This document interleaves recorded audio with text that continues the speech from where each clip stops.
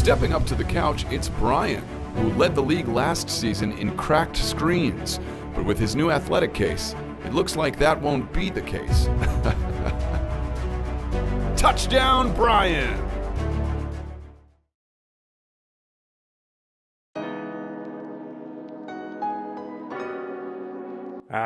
As you can hear by the sound of my voice, I am recording this while sick, and I'm also recording it on my birthday, so I'm recording on my birthday while sick.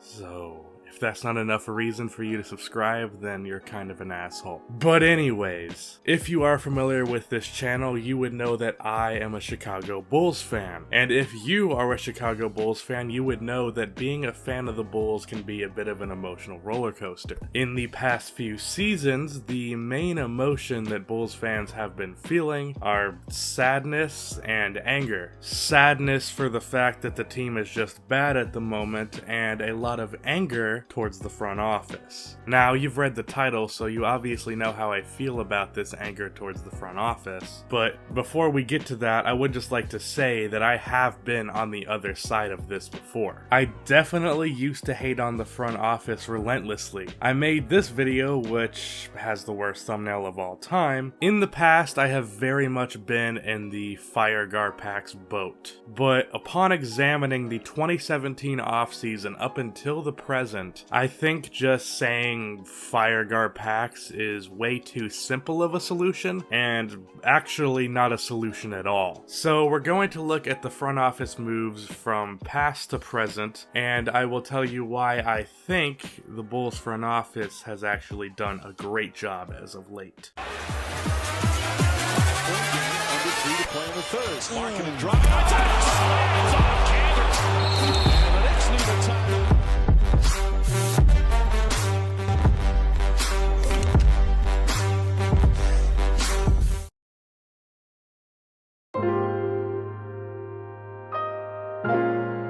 Now, believe me, I am fully aware of all the bad moves that the front office has made in their tenure. Amongst many things. Trading LaMarcus Aldridge for Tyrese Thomas, trading Gary Harris and Yusuf Nurkic for Doug McDermott, signing one of the worst players in the league to a $32 million deal, releasing Spencer Dinwiddie in favor of Jerian Grant and Michael Carter-Williams, trading Taj Gibson and Doug McDermott for Cameron fucking garbage can on fire Payne, trading Derrick Rose and letting Joakim Noah go to then go into the offseason with the plan to get younger and more athletic, then signing Dwayne Wade and Rajon Rondo, who were both in their mid-30s, trading an early second-round pick for cash. Even if Jordan Bell has pretty much fizzled out, it was dumb to just throw away a top 40 pick. Now, those moves were just off of the top of my head, trading away what I would say would be two star players, one being obviously LaMarcus Aldridge and Gary Harris, who I think if he isn't a star player right now, he will be, even though he's having a rough season so far. Garpax have made terrible trades in the past, but one of the more recent bad ones was the trade for Cameron Payne, which was a terrible trade that fans should be glad happened. Don't get me wrong,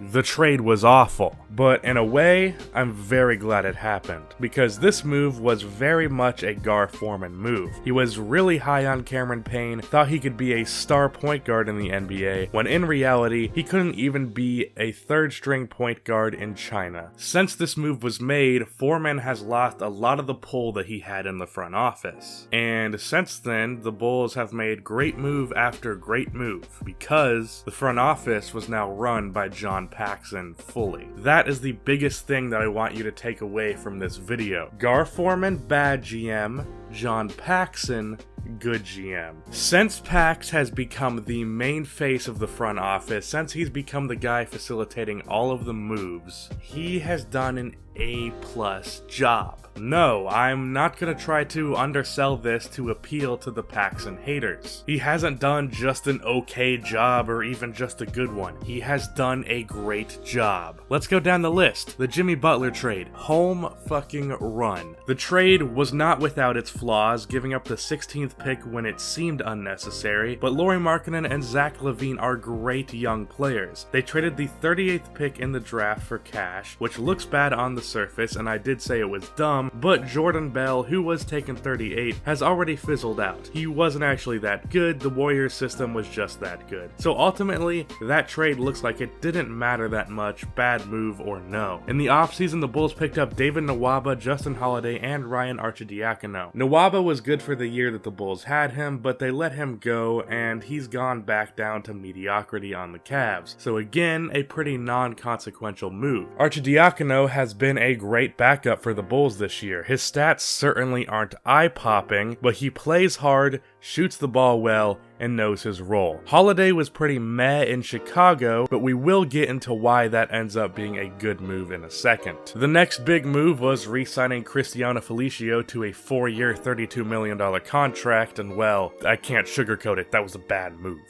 And they also extended who I like to call Nikola Mira shit, who turned out to not be so shit that season. Because he did not fit the timeline of the team and because he was helping them win too many games, the Bulls traded him to the Pelicans for a first-round pick. In the draft, the Bulls ended up losing out on the lottery to the Sacramento Kings, so they got the 7th pick for the second year in a row. But they used it well, drafting Wendell Carter out of Duke. I was not happy about this move at the time, nor were many Bulls fans. Many fans wanted Michael Porter Jr., but looking back, Wendell Carter was the 6th best player in this draft class, and the Bulls got him at 7. The Bulls also drafted Chandler Hutchinson with the pick that they got in the Nico trade, and while Hutch's numbers haven't been great as a rookie, he does show some potential to be a solid NBA player. The Bulls also signed undrafted rookie Riley Alkins, who's been given a grand total of 6 minutes this year, but he looked great in Summer League and is doing well in the D-League, and maybe he could be something. The Bulls also signed Jabari Parker in the offseason to a 1-year plus a team option $40 million deal. This was almost a non-existent risk, high reward move for the Bulls. I said I'd mention why the Justin Holiday signing ended up working out for a positive in the future, so here it is. The Bulls finessed the Memphis Grizzlies, trading Justin Holiday to the Grizzlies for 2 second-round picks that will be high up in the second round, in the 30s, as well as Wayne Selden, a young athletic wing that can shoot the ball. Let's look at Holiday and Selden's numbers since the trade. Wayne Selden, 7.2 points and 2.4 rebounds on 43, 38, 79 shooting splits, doing this in 22 minutes a game. Justin Holiday is averaging 8.2 points and 3.6 rebounds on 35, 27, 86 shooting splits, doing this in 29 minutes a game. Selden averages 3 more points per game and per 36, so the Bulls got a better player who is 24 and 2 early second rounders for a worse player who was 29 years old. Like I said, finessed. Back to Jabari, while he didn't contribute much on the court for the Bulls, he was a key part of the Bulls' most recent big move, where the Bulls traded him and Bobby Portis to the Washington Wizards for Otto Porter Jr., who in 7 games with the Bulls has averaged a career-high 18 points, shooting career-highs 55% from the field and 51% from 3, as well as a career-high 2.7 steals per game. The Wizards did not use him correctly. With the Bulls, he's initiated offense and been a focal point of the offense as a shooter, rather than being used as just another guy next to Wall and Beal. He is one of the team's 3 go-to scorers. In Washington, he was part of the supporting cast. In Chicago, it's looking like he could be part of the cast that needs supporting. He's also been one of the highest ranked wings in defense this year, so there's that. And yes, he is overpaid. Yes, Bobby Portis was a valuable asset that I'm gonna miss because he was my second favorite player on the team, but the Bulls are not a free agency destination, and they won't be for a couple of seasons, and Bobby was always going to be a backup on this team behind Lauri Markkanen. Automatic has a real chance at being a long-term starter, unless the Bulls end up with Zion or RJ Barrett. Ja Morant or Darius Garland are looking like the more realistic options for the Bulls, so Porter could very well be a long-term starter. And I would just like to go on a mini little rant here. Being overpaid does not equal being bad. The amount of times I saw off, people calling Porter a bum after he was traded to Chicago is ridiculous. They're calling him a bum simply because they see that $28 million a year paycheck and go, wow, he is not that level of player. And that's correct. But you can be a player that is not a $28 million a year player and still be a damn good player. The Nets/Wizards front office decided that Porter was worth that much, not Porter. It's not his fault that he is overpaid, so he doesn't really deserve the criticism he gets for it. Same shit goes for D Wade, who I see Bulls fans give so much shit for not being a $25 million a year level player at the age of 35. I also see people get mad at players for taking big money. Like, what? You're telling me if you're Otto Porter and the Brooklyn Nets offer you a $100 million contract, you're gonna turn it down? That shit is so dumb. Bad contracts are the fault of the front office, not the player. But mini rant over. If Otto continues to be an 18 point per game top tier 3 and D guy, he would be worth like $18 million a year. So the dude's being overpaid by like $10 million a year. That's not the end of the world, especially if no big free agents are going to be joining your team anytime soon. So now we're caught up with the present. The Bulls are now 5-2 with Otto Porter Jr. in the lineup, and the Bulls core has been awesome. LaVine has had the most efficient month of the season while maintaining his production. He's also been getting hella assists, and Lauri Markkanen has had one of the best months of his career, averaging 26 points and 12 rebounds on good splits. The team has been a top 3 offense since the trade. Now, I don't expect the team to continue being the #1 offense in the league, but at the very least, this shows you that this team has potential and that Otto Porter Jr. is an amazing glue guy.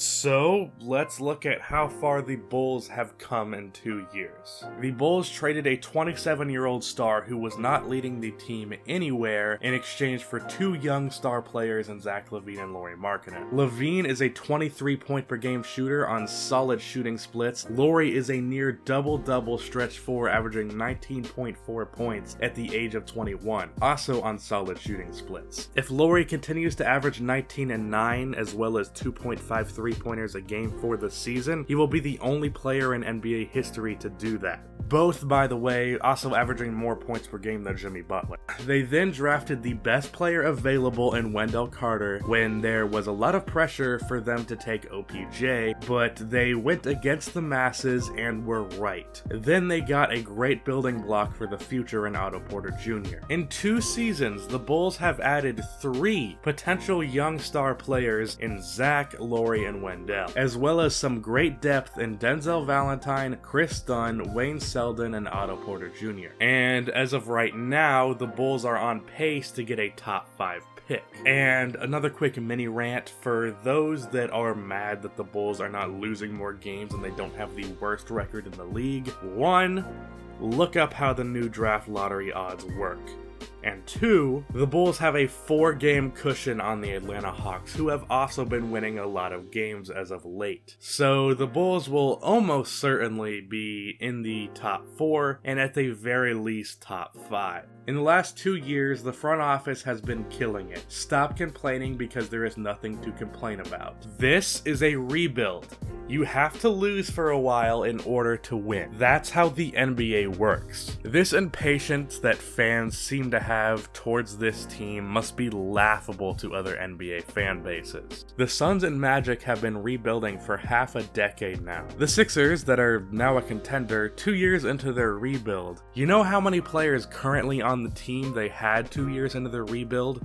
0. Rocco was the only asset that they had on that team besides for a pick here or there. Rebuilds are hard, and it's tough to figure out what the right move is. But John Paxson in the past 2 years has made the right move most of the time. He's sped up the rebuild and done a damn good job. Gar Forman, though, that guy can go.